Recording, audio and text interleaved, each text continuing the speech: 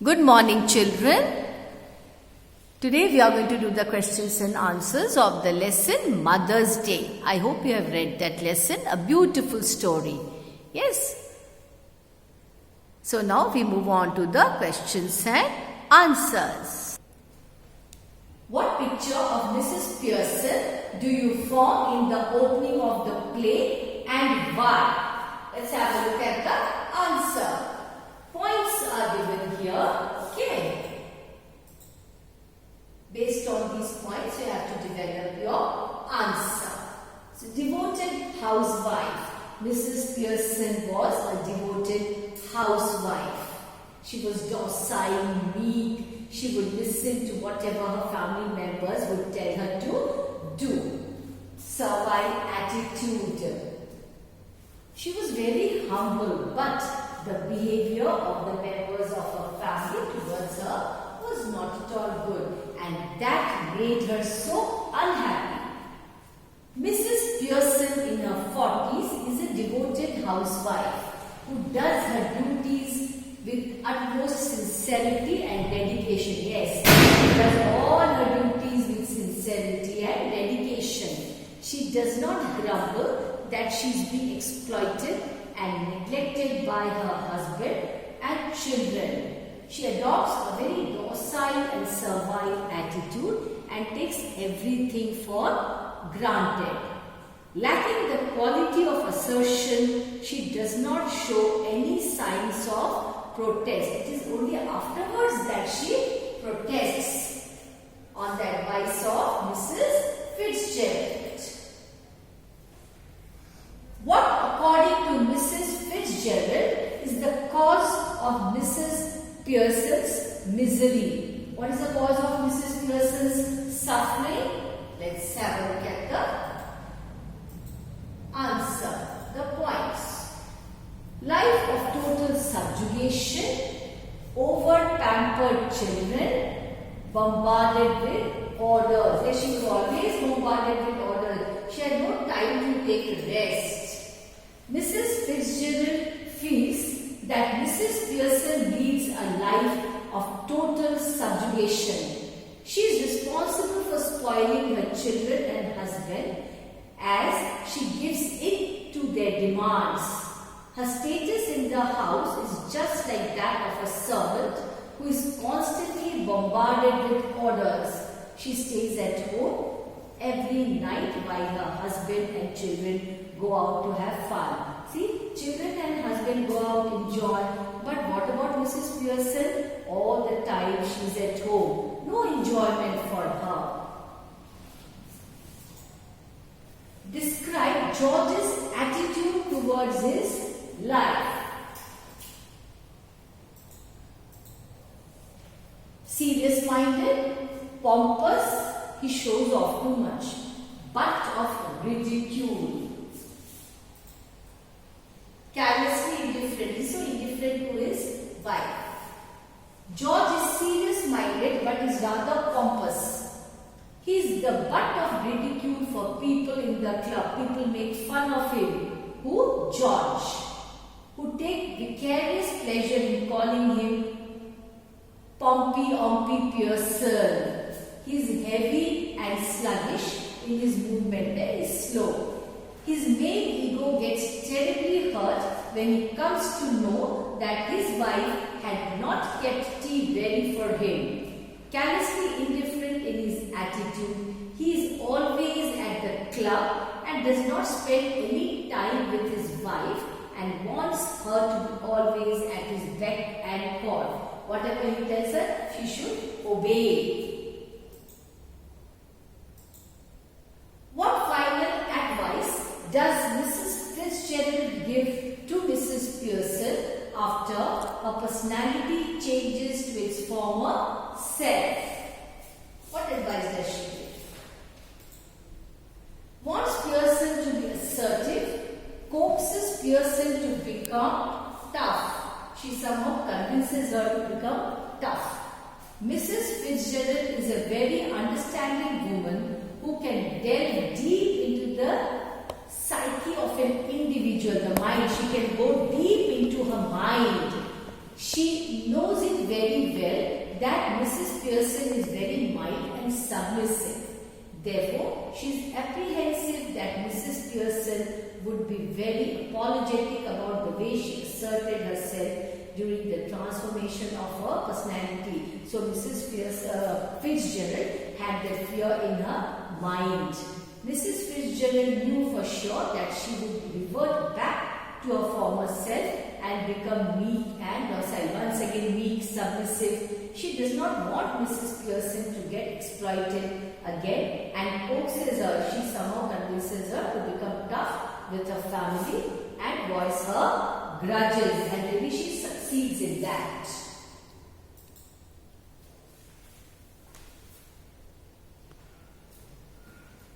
The next question. This is a humorous play with many humorous situations. Which situation did you enjoy most? Which situation did you enjoy most? The play indeed is very humorous, but the funniest moment was when Mrs. Pearson or Mrs. Fitzgerald insults and humiliates her husband George by telling him what they thought of him at the club. She even told him the nickname Pompey Ompy Pearson, with which he was called at the club behind his back. So people at the club ridiculed him, made fun of him. How does the Pearson family finally spend the evening? Let's have a look at the answer. Here's the answer. The evening was finally spent in the way Mrs. Pearson had always wanted. The children helped her to prepare dinner. She could play rummy and chat with her husband. She was a happy and contented woman now. So, Mrs. Fitzgerald's advice has helped her a lot. The members of her family have changed now. What advice does Mrs. Fitzgerald give to Mrs. Pearson after they change back personalities? Let's have a look at the answer. Here's the answer. She advises Mrs. Pearson not to give any explanations. She tells her to be assertive and give them a tough look or a rude tone occasionally. Only then they would learn lessons that she wanted to teach them. What does Mrs. Pearson tell her husband about her visit to the bar? Here's the answer. George got a rude shock when his wife had not prepared tea for him, although he had first said that he hadn't wanted any, but he was annoyed when he found that tea wasn't ready. She asked him if he had ever shouted at the bar for not giving something he had not wanted. No, definitely he cannot shout there. Doris says, "You'll see to her father." What does she mean? The answer. Doris was crying when her father returned from work. When he asked her the reason, she spoke these words to tell him about her mother's peculiar behavior. She also told him that mother had refused to do any work for anyone and is also talking rudely, because actually now Mrs. Fitzgerald is Mrs. Pearson and she has decided to teach the members of her family a very good lesson. That's why she is rude. What is Doris's reaction when Mrs. Pearson says she will work for only 40 hours a week? Let's see what was Doris's reaction. Doris was shocked at the answer. She also wondered where her mother would go away for the weekend. She thought her mother had gone crazy because of an accident or a hit on the head. They couldn't believe that mother has changed so much. Mrs. Pearson says, "I've joined the movement." What does she mean? Which movement did she join? Mrs. Pearson says this to Cyril, her son. She told him that just as he wouldn't like to do anything that he when he was at work, she too would not do anything if she didn't like to. She would also join the movement of union to bar what she doesn't want to do. So she would do whatever she would feel like doing. How does Mrs. Pearson express her disapproval of Charlie Spears? The mother ridiculed Charlie Spears about his buck teeth and said that he was half-witted. She herself would have found someone better for herself at Doris's age. That means she did not like Charlie Spears. That is what she meant. Why does Doris say, "Mum, what's the matter with you?"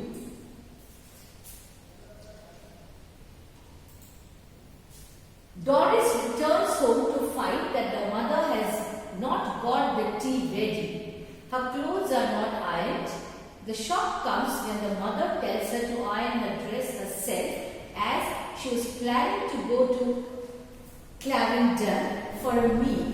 This behavior shocked Doris. Earlier, you remember, Mrs. Pearson used to do all the work, but now she refuses to do.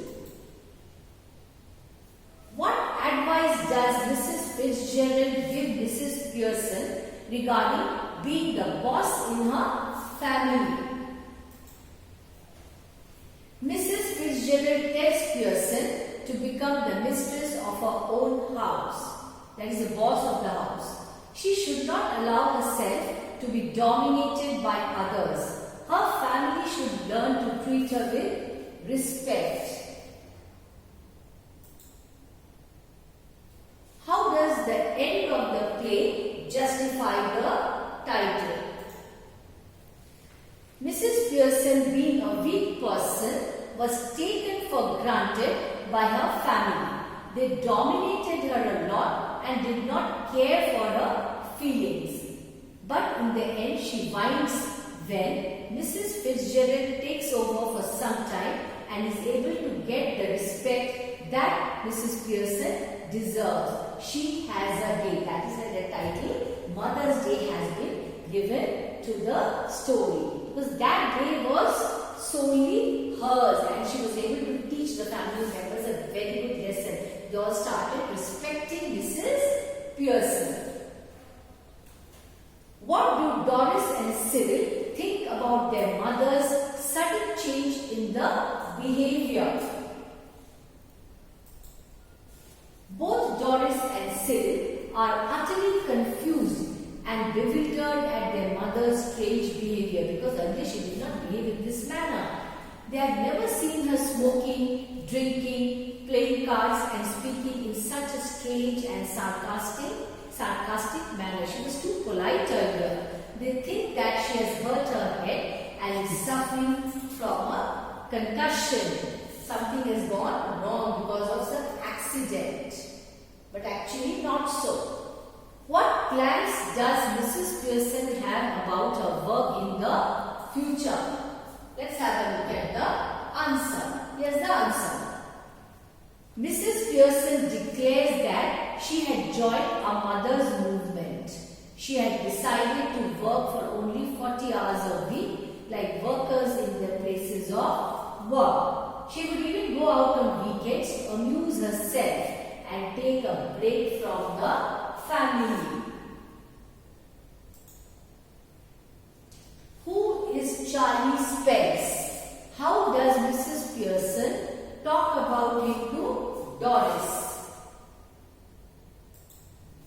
Charlie Spears is Doris's boyfriend. They had planned an evening out together. After undergoing change in personality, Doris says that Charlie is dull-headed, foolish and has buck teeth. She advises her to find a better man to go out with. And Charlie Spears does not like that.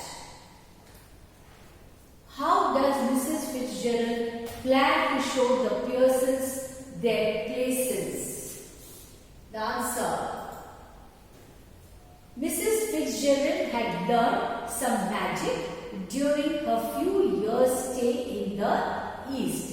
She offers to exchange exchange her personality with Mrs. Pearson for some time, and they really did that. While she would look like Mrs. Pearson, she would still be able to use her domineering nature to show the Pearson family their place. Earlier the family members were dominating, now she's going to be dominating. She's going to dominate now.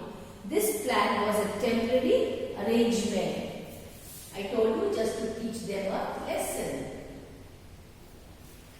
Mrs. Pearson is sick of being ordered about by her family. Why is she so hesitant to put her foot down? Mrs. Pearson loves her family a lot. At the same time, she gets dominated by each of her family members. Her meek and timid nature prevents her from retaliating, even though she drops a hint here and there, but no one really cares about her. When her neighbor Mrs. Fitzgerald asks her to be assertive, she doesn't have the courage to do so. Why? Because she loves her family so much. And she doesn't have the guts also, though afterwards she did it. How are Mrs. Pearson and Mrs. Fitzgerald contrasted? Both the ladies are in sharp contrast with each other. While Mrs. Pearson is passive, docile, submissive and confused, she is also timid and soft-spoken. Mrs. Fitzgerald is aggressive, dominating, sinister and bold. She has a deep voice. Very stern lady. Who? Mrs. Fitzgerald. Mrs. Annie Pearson and Mrs. Fitzgerald are totally opposite to each other in their attitudes, that is in their behavior. Show the difference between their personalities. The play Mother's Day by J.B. Priestley brings out a sharp contrast in the characters of the two main protagonists, Mrs. Pearson and Mrs. Fitzgerald. Mrs. Pearson is shown as a quiet, submissive woman who thinks it to be her prime duty to serve her family. On the other hand, her family consists of rude, arrogant and dominating members, each of whom treat her like a servant, ordering her about and talking rudely, in the process hurting her sentiments and feelings. Every day they would hurt her feelings. Mrs. Pearson suffers quietly, never speaks her mind, never retaliates, all because she wants to avoid any kind of unpleasantness in the family. Mrs. Fitzgerald, on the other hand, is strong, domineering, frank and outspoken. She demands respect and takes pride in the fact that no one can take her for a ride, cannot take her for granted. She has an identity of her own, speaks her mind and asserts herself. She openly insults, humiliates, offends them, She exchanges her personality. That is the reason she decides to exchange personality with Pearson with the help of magic, and then tackles her family members one by one. She openly insults, humiliates and offends them. She refuses to do any work. She rebels by smoking and drinking. All this was done to make them realize their mistakes and make them love and respect their mother. That means, had she not done all these things, she would not have got the love and respect she deserved. She succeeds in the end. Bring out the humor of the play. What is the humor? Let's see. Let's have a look at the answer. The dramatist has combined a serious theme with some comical concept of the magic trick, which ensures that the theme of the play is effective in a very humorous manner. Yes, before the exchange of personalities happen, Ashata and all that is said. Despite being a sinister and aggressive Mrs. Fitzgerald is the one that evokes maximum laughter, her behavior especially. The way in which she scolds, rebukes and mocks at each family member is an effective source of laughter. The way she makes fun of them. When she assumes Mrs. Pearson's form and challenges the children with sarcasm and bitter jest, the two rude, demanding children are forced to mend their ways. They become so polite, so respectful. Her clever remarks and indignant outbursts provide an element of humor throughout the play, the way she rebukes. During her conversation with George Pearson, she is harsh and offensive towards him. It is amusing in the way she reprimands a grown man, a grown-up man, the way she scolds him, that evokes humor. It is even more amusing as she points out flaws in each of the family members, that is their drawbacks. All in all, the deeper meaning of the play has been displayed through humor, making it not only moralistic but entertaining as well. Especially the behavior of Mrs. Fitzgerald makes the play very entertaining, and of course towards the end the behavior of Mrs. Pearson, how she sets them right, all her family members, she makes them obey her, respect her. So humor is involved here in this play. The chapter bring out the humor of the play. Children, I think we have already discussed this, okay? So, we have few more questions which we will be doing in the next session. I hope you have noted down all the questions and answers. It's a beautiful story. Go through the story once again. Go through all the questions and answers.